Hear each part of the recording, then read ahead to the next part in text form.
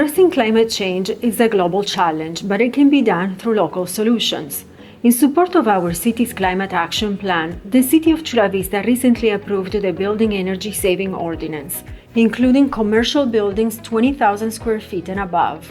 This ordinance requires owners of commercial and multifamily buildings 20,000 square feet and above to report their building's annual energy use, also known as benchmarking. While the state of California already requires benchmarking for buildings 50,000 square feet or larger, we looked at the buildings we have in Chula Vista and, to make most impact, lowered the threshold to 20,000 square feet. In a commercial building, getting set up is easy, and we're here to help. Once you have located your Chula Vista unique building ID and created a free account on the EPA Energy Star Portfolio Manager, you will register the building's house meter. From there, you will request SDG&E to transfer the data in aggregate form that will also include tenant spaces. This assures tenants that their energy use is kept confidential. Did you know that Energy Star scores can help boost your bottom line? A study from the American Council for an Energy Efficient Economy found that rental listings that include energy score labels showed that renters prefer more energy efficient units when given the option. What's good for the environment is also good for business. Many buildings in Chula Vista are already benchmarking their energy use and have positive experiences to share. Energy benchmarking is as simple as getting an email and reading your data there.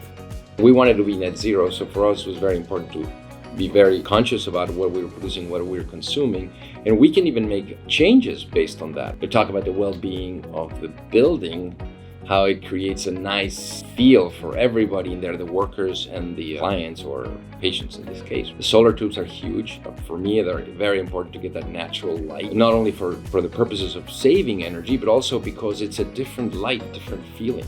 When you benchmark, if the data you get kind of could possibly throw you a curveball, you could think that you're actually, really a high performing building, and then you realize, oh my goodness, I'm not.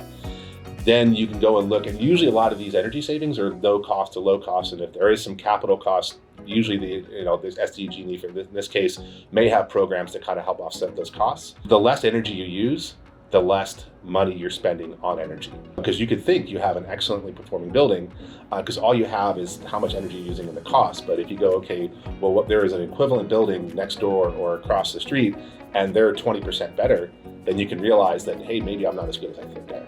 Usually high-performing buildings, people want to be in those buildings, they're going to perform higher, their cognitive abilities are higher, and so their production is going to be higher. So ultimately, not only is it good for the environment, it's good for the bottom line. More and more these days, sustainable buildings are really very marketable. It also has other positive consequences, and that was attracting good tenants. Tenants who also feel the need to be in a sustainable building. The tenants also find a benefit to a lower cost in terms of their energy consumption. So everybody as a team is working together to keep it as low as possible. There's a finite amount of energy and you just can't use it up. So you have to be responsible about it. You have to change. It doesn't matter if you own a 500 square foot house or you own a 20,000 warehouse, it doesn't matter. You still have to be responsible. Benchmarking is easy. You can link directly to your SDG&E account, which makes for simple benchmarking. The process is fairly simple and is dependent on how much information you want to run through the system. You can tailor the metrics that are important to you to, say, energy use intensity. And we didn't have any challenges, but it could be a larger uplift if you did not already have the utility information available. The only information we needed was the basic property characteristics, like the square footage, the property type, operating hours, occupancy, the year of construction, and the utility data. So depending on what you want to benchmark, it can include anything from energy to waste. We've noticed several benefits to benchmarking. It simplifies reporting since there's no need to collate multiple meters worth of information.